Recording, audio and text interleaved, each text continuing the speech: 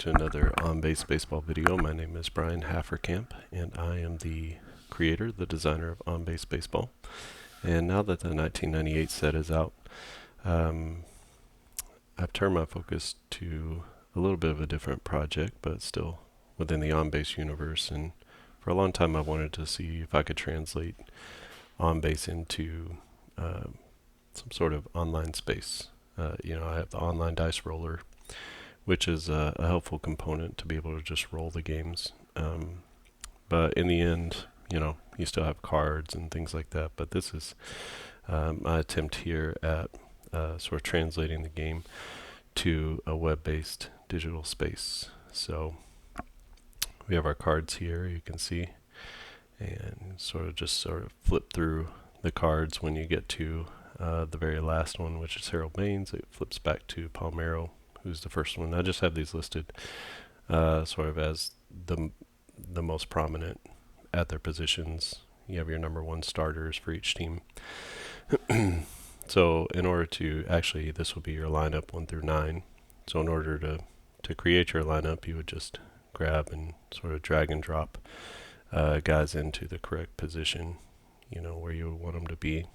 Probably want, Palmeiro hitting third and maybe Baines hitting fourth. You can take these guys who are down here. If you want Carter to be your DH, you could switch them out and just use Joe Carter, or maybe you don't want Lenny Webster catching.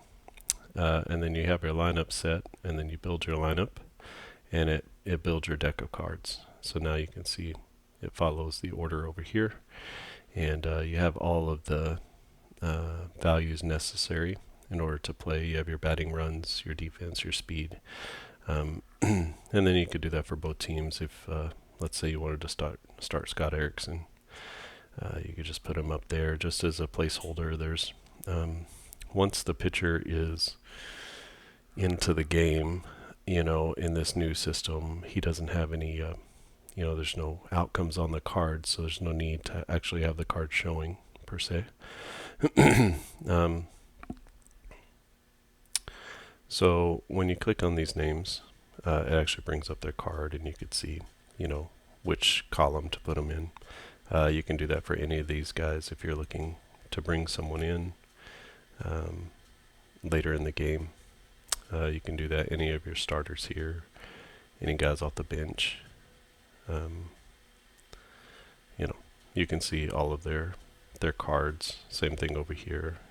Whoever you're trying to bring in to the game, you can see Pedro's card. So 26K percentage against only 7% walks, and he was 19-7 that year, 33 starts, 289 ERA, but a 340 FIP. So he actually was helped by the defense, the ballpark, sort of things that are outside of his control. And same thing over here, as you go through the team, you get to the end, it kind of comes back to the top. Here's your dice roller, so you can roll your 2 D6s and the D9, and that just, every time you go, you just flip the card, get a new roll. It's a 3-4, and the 8 if you need to use it for that as well. But again, you can sort of switch these things around if you want Nomar hitting first, and then you can rebuild your lineup. And so let's say you needed to make a late inning addition, you wanted to switch these guys out, you'd build your lineup again, and then if Valentin was up, you could just sort of make your way down to Valentin, and after that it's going to be all the way down to Jim Leyritz is now in the game. So not perfect, probably not even where it will end up being. Right now I only have these 2 teams sort of hard-coded in here. So I got to figure out how to do the cards where I can put them into some folders and dynamically change them as we change the teams. But did play a game with this. I posted it to Facebook, and it was a 6-2, I believe a 6-2 win for the Orioles over the Red Sox. There's a couple of low-level pitchers. It was Doug Johns and who was over here?